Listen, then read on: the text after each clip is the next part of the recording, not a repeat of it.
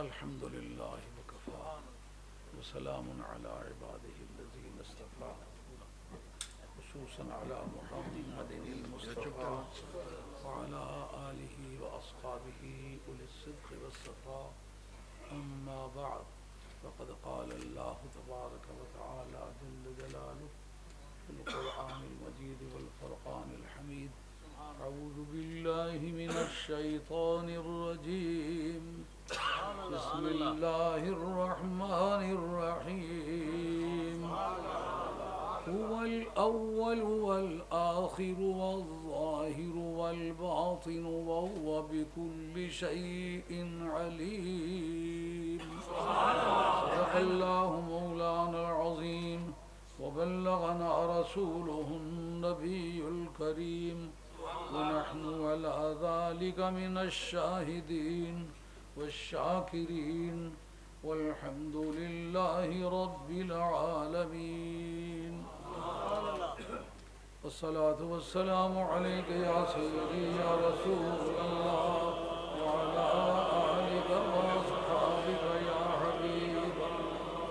الصلاة والسلام عليك يا سيدي يا رسول الله وعلى آلك وأصحابك يا حبيب الله. کس وقت بات ختم ہو جائے تو آپ کو سوٹ کرتی ہے؟ 9 بجے نماز ہونی ہے، 9 بجے مطابق جس طرح آپ کیے تھے 9 بجے نماز ہونی ہے مغرب کی، اس کو پہلے جس طرح کیے تھے. اچھا اسلام آباد پڑھنا تھا بھی اسلام آباد پڑھنا آپ کا. مجھے 2 منٹ میں کہیں گے تو 2 منٹ میں مغرب تک حضور آپ دھیان کریں. آج کس قدر میری خوش نصیبی ہے کہ خواجہ غریب نواز سلطان ہند سرکار کی اولاد کا ایک صاحبزادہ بھی جلوہ حضرت خواجہ خواجگان رئیس المجددین حضرت پیر میر علی شاہ صاحب گولوی رحمۃ اللہ کا نور نظر اور دربار عالیہ علی پور شریف کا ایک عظیم مجدد. میں نے اپنی کتاب میں ان کا اسم گرامی جس جگہ بھی ہے مجدد کر کے مجدد علی پوری کے نام سے خواجہ گولوی رحمۃ اللہ کا اسم گرامی مجدد گولڑا کی کر کے لکھا ہے، ان کا نام مجدد علی پوری کر کے لکھا ہے. تو یہ سب لوگ تشریف فرما ہیں. اور خواجہ عیدگاہی رحمۃ اللہ علیہ، خواجہ عبدالکریم صاحب اپنے وقت کا عظیم ترین انسان. ہماری مجالس میں آپ کا ذکر بہت اچھائی سے ہوتا ہے اور بڑے محبان آل بیت میں سے. ان کی درگاہ پر اولاد رسول کو بڑی عزت ملتی ہے اور دیگر بزرگان بھی تشریف فرما ہیں. نینوی صاحب، یہ نینوا جو ہے نا، یہ کربلا کے ناموں میں سے ایک نام ہے. نینوا حضرت امام جنت مقام کی شہادت عظمیٰ کے بعد جو دفن کرنے کا کام ہے یہ نینوا کے لوگوں نے کیا. یہ اس شہر کے سادات میں سے.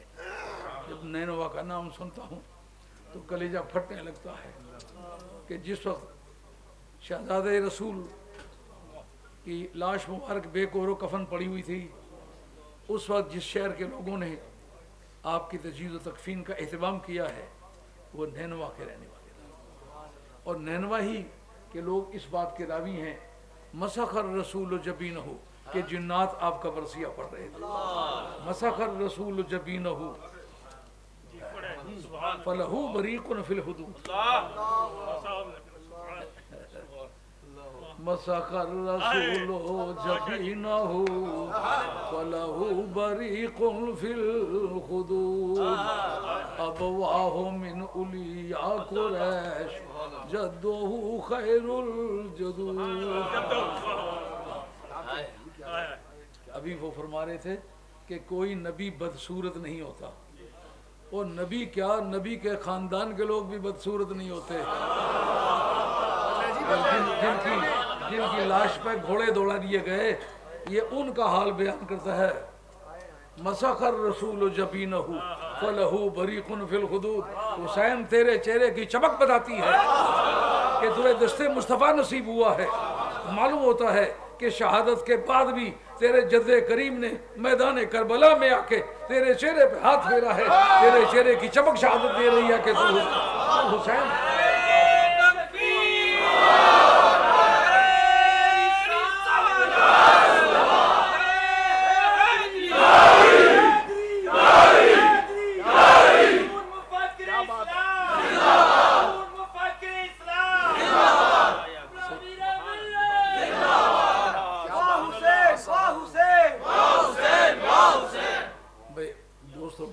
नारों की कसरत से ज़रा गुरेज करो ताकि पूरा वक्त इस्तेमाल हो सके।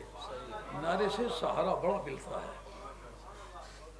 हमने पंजाब में एक मौलाना थे, 5 रुपए फी नारा के हिसाब से मुआवजा दिया करते थे। जब मेरी तकरीर फेल हो जाने पर आ जाए तो तुम्हें नारा लगाना है, तो हर नारे के 5 रुपए वो दिया करते। तो नारा बड़ी कीमती चीज़ है, लेकिन इस वक्त चूँकि बड़े नाजुक मरहले में दाखिल हो चुका है, तो ऐसे वक्त में उसका एक एक कलमा सही तौर पर इस्तेमाल करने की ज़रूरत है। मैंने कुरान मजीद में सूरह हदीद की आयत नंबर 3 पढ़ी है।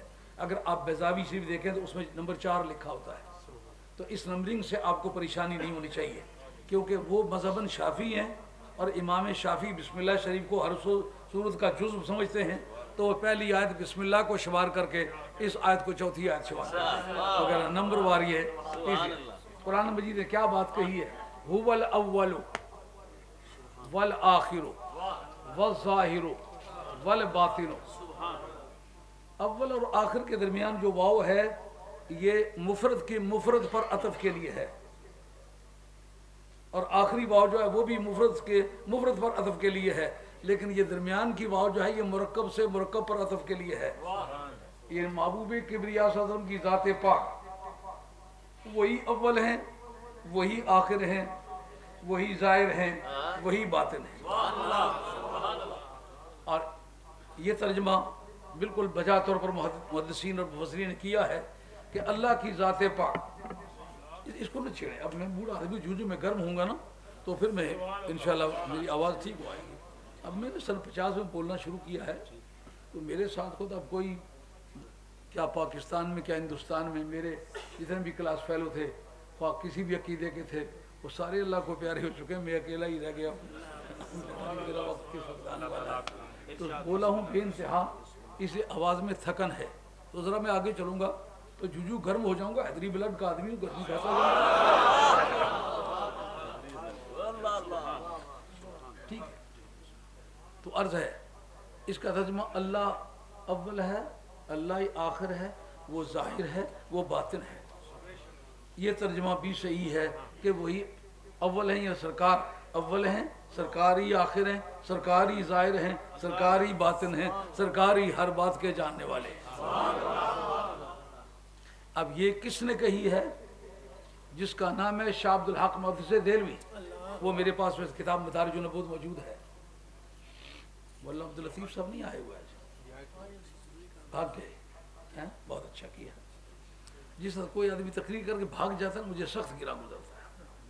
ऐसा लगता है कि सिर्फ उसी आदमी की बात सुनने के लिए हम बैठे हुए थे, हमारी बात सुनने के काबिल नहीं है। उन्होंने अपने आंखों देखा हाल बताया कि वो दिल्ली गए तो शाह अब्दुल हक साहब मुहद्दिस देलवी रहमतुल्लाह अलैह के मज़ार पाक पर लिखा हुआ देखा कि वो शाह बाकी बिल्ला साहब रहमतुल्लाह तआला अलैह के मुरीद थे और उनसे उनकी बैत थी। ये ऐसा गलत है जैसे चढ़ते सूरज को देखे तो कहे आधी रात है। जिस तरह ये झूठ है, इस तरह ये झूठ है। उनकी वो किताब जिसका नाम अखबारुल अखियार है, वो भी मेरे पास मौजूद है। पूरी किताब में तमाम हिंदुस्तान के औलिया अल्लाह का जिक्र किया है, शाह बाकी बिल्ला रहमतुल्लाह अलैह का जिक्र नहीं किया, न इमाम रब्बानी मुजद्दिद अल-अफ़सानी शेख अहमद संदी रहमतुल्लाह अलैह का जिक्र किया है कि उनसे उनके इख्तिलाफात चल रहे थे। अगर वो उनके बैत होते तो उनका जिक्र क्यों ना करते? उन्होंने जिक्र किया है मूसा पाक शहीद का और कहा शेखुना व मुर्शिदुना, और मदारिजुन नबूवत के इस पहला खुतबा ही यही है, हुवल अव्वल वल आखिर व ज़ाहिर वल बातिन व हुवा बिकुल्लि शैइन अलीम।